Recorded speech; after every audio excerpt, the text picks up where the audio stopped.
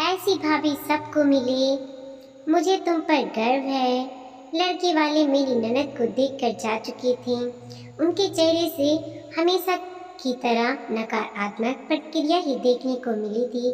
कोई कमी नहीं थी उनमें। पढ़ी लिखी, कमाऊ, अच्छी कदकाठी की, नैन नक्श भी अच्छे ही कहे जाएंगे। रंग ही तो सांवला है। नकारात्मक उत्तर मिलने पर सब यही सोचकर संतोष कर लेते कि जब कुदरत चाहेगी तब रिश्ता तय होगा। लेकिन दीदी बेचारी बुझ सी जाती थी। उम्र भी तो कोई चीज होती है। इस मई को दीदी पूरे 30 की हो चुकी है। ज्यों-ज्यों उम्र बढ़ेगी त्यों-त्यों रिश्ता मिलना और कठिन हो जाएगा। सोच कर मेरे सास ससुर को रात भर नींद नहीं आती थी। लेकिन जबरदस्ती से भी तो संबंध नहीं जोड़ा जा सकता ना। कम से कम मानसिक स्तर तो मिलना ही चाहिए। एक सावले रंग के कारण उसे विवाह के कुएं में तो नहीं धकेल सकते। सोचकर सास ससुर अपने मन को समझाते रहते। मेरे पति रवि दीदी से साल भर छोटे थे, लेकिन जब दीदी का रिश्ता किसी तरह से भी होना में नहीं आ रहा था तो मेरे सास ससुर को बेटे रवि का विवाह करना पड़ा था भी तो हमारा प्रेम विवाह। मेरे परिवार वाले भी मेरे विवाह को लेकर अपने आप को असुरक्षित महसूस कर रहे थे। उन्होंने भी तो जोर दिया तो उन्हें मानना पड़ा। आखिर कब तक इंतजार करते। मेरे पति रवि अपनी दीदी को बहुत प्यार करते थे। आखिर क्यों नहीं करते। थी भी तो बहुत अच्छी, पढ़ी लिखी और इतनी ऊंची पोस्ट पर भी कि घर में सभी उनका बहुत सम्मान करते थे। रवि ने मुझे विवाह के तुरंत बाद ही समझा दिया था। उन्हें कभी यह महसूस ना होने दूं कि वो इस घर पर बोझ है। उनके सम्मान को कभी ठेस नहीं पहुंचनी चाहिए। इसलिए कोई भी निर्णय लेते समय सबसे पहले उनसे सलाह ली जाती थी। वो भी हमारा बहुत ख्याल रखती थी। मैं अपनी माँ की इकलौती बेटी थी, इसलिए उनको पाकर मुझे लगा जैसे मुझे बड़ी बहन मिल गई हैं। एक बार रवि ऑफिस के टूर पर गए थे। रात काफ़ी हो चुकी थी। सास ससुर भी गहरी नींद में सो गए थे, लेकिन दीदी अभी ऑफिस से नहीं लौटी थी। चिंता के कारण मुझे नींद नहीं आ रही थी। तभी कार के हॉर्न की आवाज़ सुनाई दी। मैंने खिड़की से झांक कर देखा। दीदी कार से उतर रही थी। उनकी बगल में कोई पुरुष बैठा था। कुछ अजीब सा लगा कि हमेशा तो ऑफिस की कैब उन्हें छोड़ने आती थी। आज कैब के स्थान पर कार में उन्हें कौन छोड़ने आया है। मुझे जागता देखकर उन्होंने पूछा, सोई नहीं अभी तक? आपका इंतजार कर रही थी। आपके घर लौटने से पहले मुझे नींद कैसे आ सकती है? मेरी अच्छी दीदी।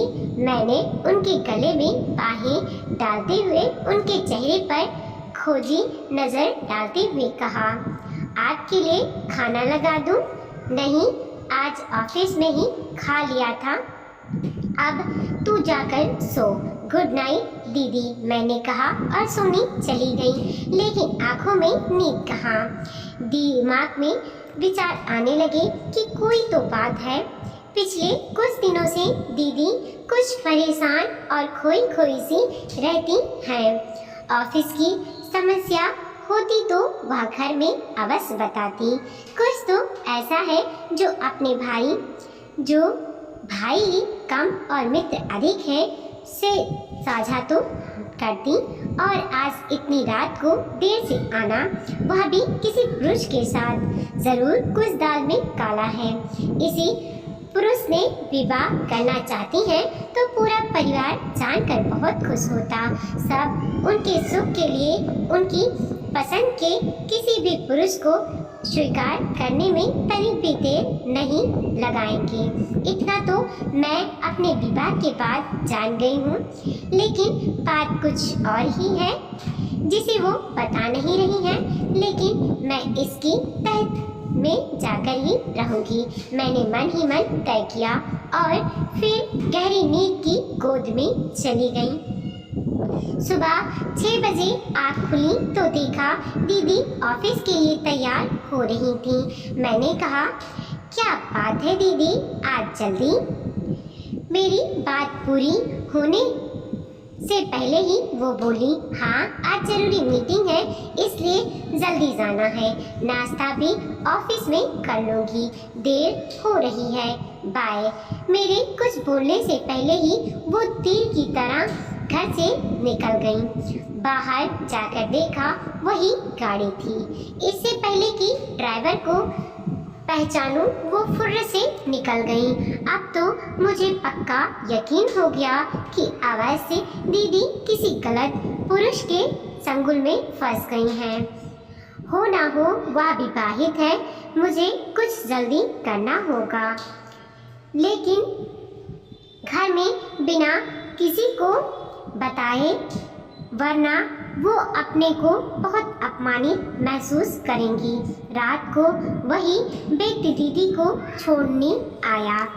आज उसकी शक्ल की थोड़ी सी झलक देखने को मिली थी, क्योंकि मैं पहले से ही घात लगाए बैठी थी। सास ससुर ने जब देर से आने का कारण पूछा तो बिना रुके अपने कमरे की ओर जाते हुए थके स्वर में बोली, ऑफिस में मीटिंग थी, थक गई हूँ, सोने जा रही हूँ।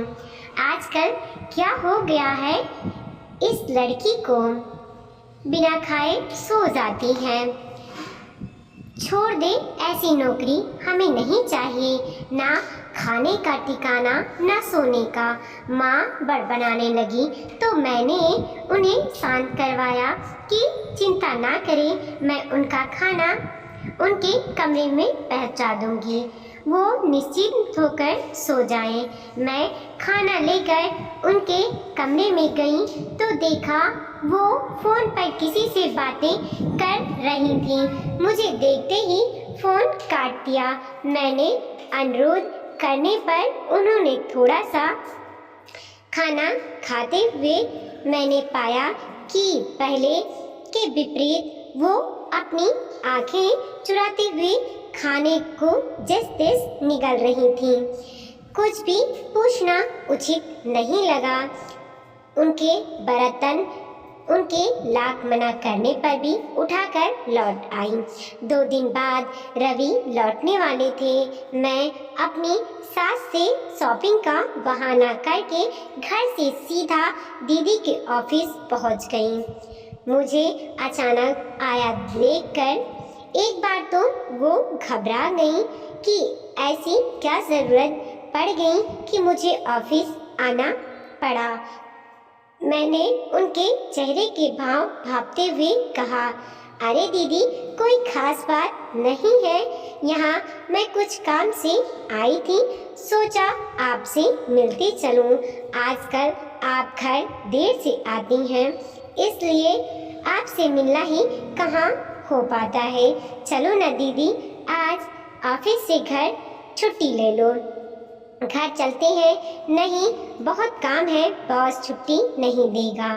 पूछ कर तो देखो, शायद मिल जाए। अच्छा, कोशिश करती हूँ, कह उन्होंने जबरदस्ती मुस्कुराने की कोशिश की। फिर बॉस के कमरे में चली गई।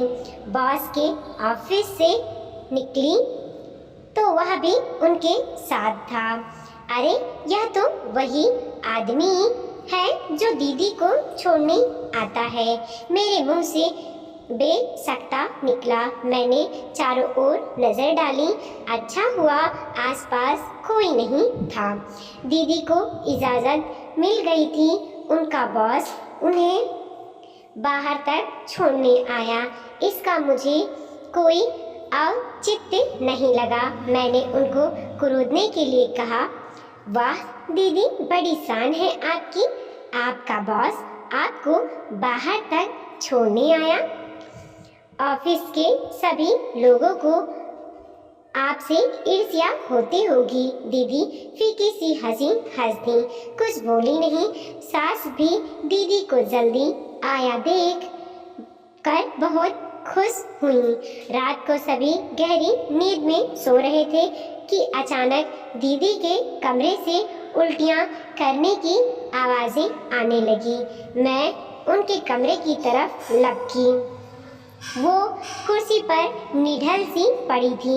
मैंने उनके माथे पर हाथ फेरते हुए कहा, क्या बात है दीदी, ऐसा तो हमने कुछ खाया नहीं कि आपको नुकसान करे, फिर बदहज़मी कैसे हो गई आपको? फिर अचानक मेरा माथा ठनका कि कहीं दीदी। मैंने उनके दोनों कंधे हिलाते हुए कहा, दीदी कहीं आपका बॉस। सच बताओ दीदी, इसलिए आप इतनी सुस्त। बताओ ना दीदी, मुझसे कुछ मत छिपाओ, मैं किसी को नहीं बताऊंगी, मेरा विश्वास करो।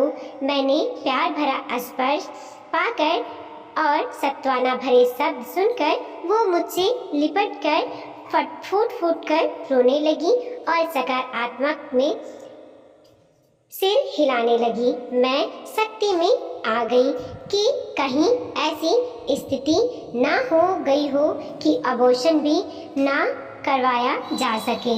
मैंने कहा, दीदी आप बिल्कुल ना घबराएं, मैं आपकी पूरी मदद करूंगी, बस आप सारी बात मुझे सुना दीजिए। ज़रूर उसने आपको धोखा दिया है, दीदी ने धीरे धीरे कहना शुरू किया। ये बॉस नए नए ट्रांसफ़र होकर मेरे ऑफिस में आए हैं। आते ही उन्होंने मेरे में रुचि लेनी शुरू कर दी और एक दिन बोले कि उनकी पत्नी की मृत्यु 2 साल पहले ही हुई है। घर उनको खाने को दौड़ता है, अकेलेपन से घबरा गए हैं। क्या मैं उनके जीवन के खालीपन को भरना चाहूँगी?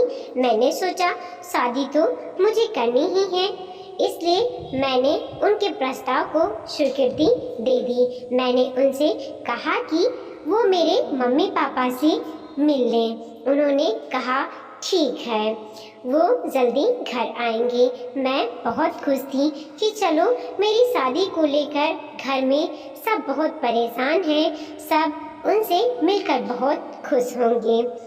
एक दिन उन्होंने मुझे अपने घर पर आमंत्रित किया कि शादी से पहले मैं उनका घर तो देख लूं, जिसमें मुझे भविष्य में रहना है। मैंने उनकी बातों में आ गई और उनके साथ उनके घर चली गई। वहाँ उनके चेहरे से उनका बनावटी मुखड़ा उतर गया। उन्होंने मेरे साथ बलात्कार किया और धमकी दी कि यदि मैंने किसी को बताया तो उनके कैमरे में मेरे ऐसे फोटो हैं जिन्हें देखकर मैं किसी को मुंह दिखाने लायक नहीं रहूंगी। होश में आने के बाद जब मैंने पूरे कमरे में नज़र दौड़ाई तो मुझे पल भर की भी देर नहीं लगी यह समझने में कि वह शादीशुदा हैं। उस समय उनकी पत्नी कहीं और गई होंगी। मैं क्या करती, बदनामी के डर से मुंह बंद कर रखा था। मैं लुट गई, अब मैं क्या करूं? कहकर वह फिर से फूट फूट कर रोने लगी। तब मैंने उनको अपने से लिपटते हुए कहा, आप चिंता ना करें दीदी, अब देखती हूँ वह कैसे आपको ब्लैकमेल करता है। सबसे पहले मेरी फ्रेंड डॉक्टर के पास जा करके अबॉर्शन की बात करते हैं, उसके बाद आपके लिए बॉस से निपटेंगे। आपकी तो कोई गलती ही नहीं है, आप डर रही हैं, इसी का फायदा तो वह उठा रहा था। आप निश्चिंत होकर सो जाइए, मैं हूँ ना। आज मैं आपके कमरे में ही सोती हूँ। और फिर मैंने मन ही मन सोचा कि अच्छा है पति बाहर गए हैं और सास ससुर का कमरा दूर होने के कारण आवाज़ से उनकी नींद नहीं खुली। थोड़ी ही देर में दोनों को गहरी नींद ने आ घेरा। अगले दिन दोनों ननद भाभी किसी फ्रेंड के घर जाने का बहाना करके डॉक्टर के पास जाने के लिए निकली। डॉक्टर चेकअप करके बोली, यदि 1 हफ्ता और निकल जाता तो अबॉर्शन करवाना खतरनाक हो जाता। आप सही समय पर आई हैं। मैंने भाव तेरिक में अपनी डॉक्टर फ्रेंड को गले से लगा लिया। वो बोली, सरता तुम्हें पता है ना, ऐसे कई केस रोज मेरे पास आते हैं। भोली भाली लड़कियों को ये दरिंदे अपने जाल में फंसा लेते हैं और वो बदनामी के डर से सब सहती रहती हैं। लेकिन तुम तो स्कूल के ज़माने से ही बड़ी हिम्मत वाली रही हो। याद है वह अमित जिसने तुम्हें तंग करने की कोशिश की थी? तब तुमने प्रिंसिपल से शिकायत करके उसे स्कूल से निकलवा कर ही दम लिया था। अरे विनीता, तुझे अभी तक याद है? सच, वो भी क्या दिन थे। और फिर दोनों खिलखिलाकर हंस पड़ी। पाउल के चेहरे पर भी आज बहुत दिनों बाद मुस्कुराहट दिखाई दी थी। अबॉर्शन हो गया। घर आकर मैं अपनी सास से बोली, दीदी को फ्रेंड के घर चक्कर आ गया था, इसीलिए डॉक्टर के पास होकर आए हैं। उन्होंने बताया है कि खून की कमी है, खाने का ध्यान रखें और 1 हफ्ते की बेड रेस्ट लें। चिंता की कोई बात नहीं है। सास ने दुखी मन से कहा, मैं तो कब से कह रही हूँ खाने का ध्यान रखा करो, लेकिन मेरी कोई सुनी तब ना। 1 हफ्ते में ही दीदी भली चंगी हो गई।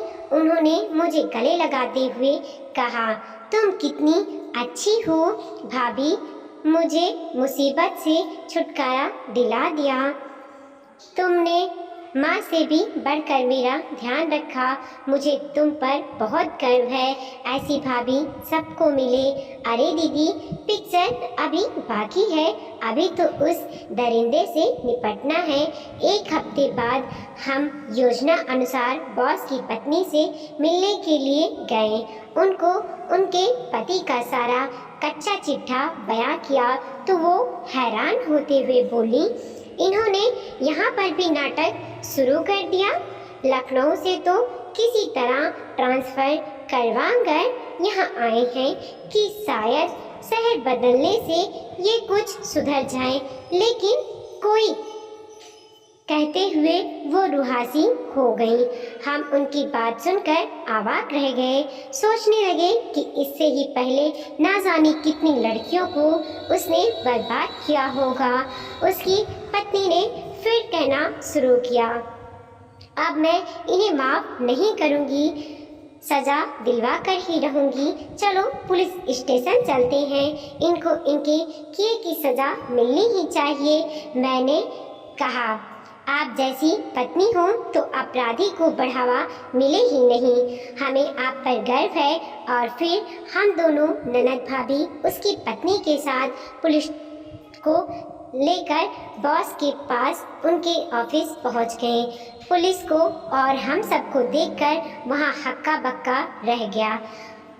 ऑफिस के सहकर्मी भी सकते में आ गए। उनमें से एक लड़की भी आकर हमारे साथ खड़ी हो गई। उसने भी कहा कि उन्होंने उसके साथ भी दुर्व्यवहार किया है। पुलिस ने उन्हें अरेस्ट कर लिया। दीदी भाव तरेक में मेरे गले लगकर सिसकने लगी। उनकी आंखों से आंसू ने सब कुछ कह डाला। घर आकर मैंने सास ससुर को कुछ नहीं बताया। पति से भी अबॉर्शन वाली बात छिपा ली, मगर यह बता दिया कि वह दीदी को बहुत परेशान करता था। सुनते ही उन्होंने मेरा माथा चूम लिया और बोले, वाह, मुझे तुम पर गर्व है। तुमने मेरी बहन को किसी के चंगुल में फंसने से बचा लिया। बीवी हो तो ऐसी। उनकी बात सुनकर हम ननद भाभी दोनों एक दूसरे को देखकर मुस्कुरा दी। वीडियो को लाइक कीजिए, कमेंट कीजिए और अपने दोस्तों के साथ ज़रूर शेयर कीजिए। चैनल पर नए हैं प्लीज़ सब्सक्राइब कीजिए और बेल नोटिफिकेशन दबाना बिल्कुल ना भूलें ताकि हमारे स्टोरी सबसे पहले आप तक पहुंच सके।